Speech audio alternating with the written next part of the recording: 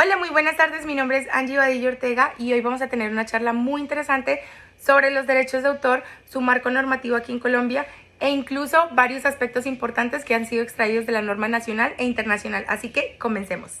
En primer lugar, podemos definir a los derechos de autor a la luz del artículo 1 de la Ley 23 del 1982 como la protección que gozan los autores de obras literarias, científicas y artísticas.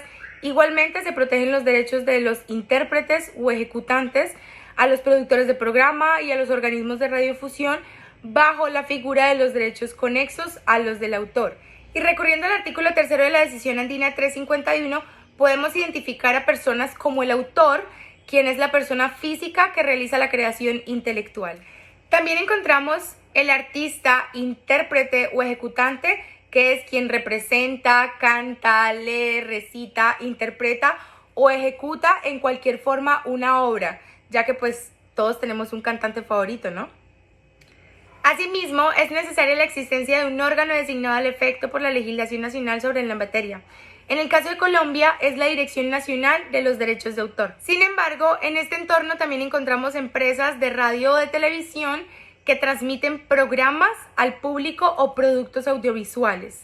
Y bueno, nuestro sistema normativo protege los denominados derechos morales, que dicha protección está emanada en el artículo 30 de la Ley 23 de 1982, la cual le atribuye al autor su obra un derecho perpetuo, inalienable e irrenunciable. Así, el reconocimiento de estos derechos le permite principalmente reivindicar en todo el tiempo la paternidad de su obra, y en especial para que se indique su nombre o seudónimo cuando esto aplique. Pero oigan, el autor igualmente puede oponerse a toda deformación, mutilación u otra modificación de su obra, cuando tales actos puedan causar o acusen perjuicio de su honor o su reputación, o la obra se demerite y a pedir reparación por eso. También, si es su voluntad, él podrá conservar su obra inédita o anónima hasta su fallecimiento, o después de él cuando así lo ordenarte, pero por disposición testamentaria. Es más, el autor podrá incluso modificar su obra antes o después de su publicación.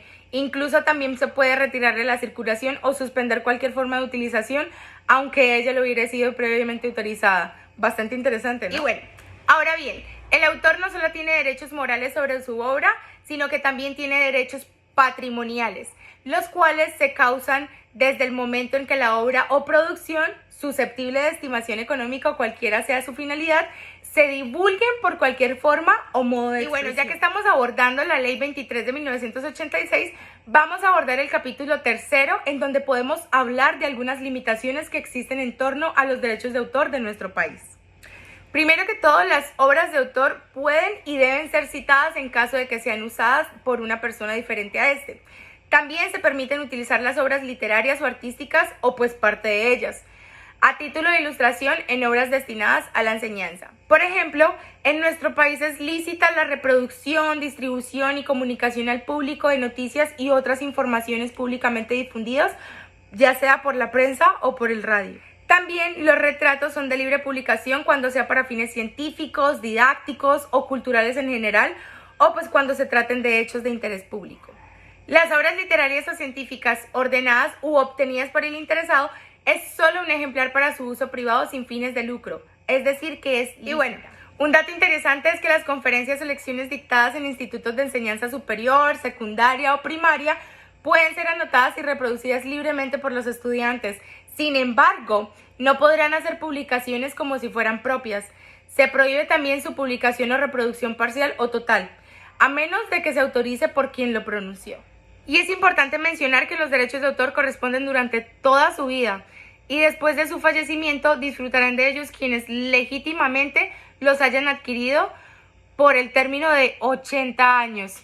En caso de colaboración debidamente establecida, el término de 80 años se contará desde la muerte del último coautor. Y un dato muy relevante para nosotros los abogados es que en nuestro país está permitido reproducir la Constitución, leyes, decretos, ordenanzas, acuerdos e incluso los actos administrativos y decisiones judiciales, conformándose puntualmente con la edición oficial, salvo que se haya prohibido expresamente. Y también nos resulta relevante mencionar que la utilización de obras científicas, literarias, artísticas en el domicilio privado y sin ánimo de lucro es totalmente libre. El Decreto Nacional 019 del 2012, mediante su artículo 46, suprimió trámites relacionados a traducción de obras al español y su posterior publicación. El derecho de reproducción tiene limitaciones. Por ejemplo, no se puede conceder ninguna licencia antes de que expire alguno de los siguientes plazos, calculados desde la primera publicación de la edición de la obra sobre la cual se solicita la licencia. Es de 3 años por las obras que traten ciencias exactas y naturales. De 7 años para las obras de imaginación como las novelas, las obras poéticas, gramáticas y musicales, y para libros de artes. Y para todas las demás obras es de 5 años. Y bueno, como lo hemos mencionado antes, el sustento de todo lo antes mencionado se encuentra en la Ley 23 de 1983, en la Decisión Andina 351 de 1993 y en el Código Civil colombiano. Gracias por escucharme. Feliz tarde.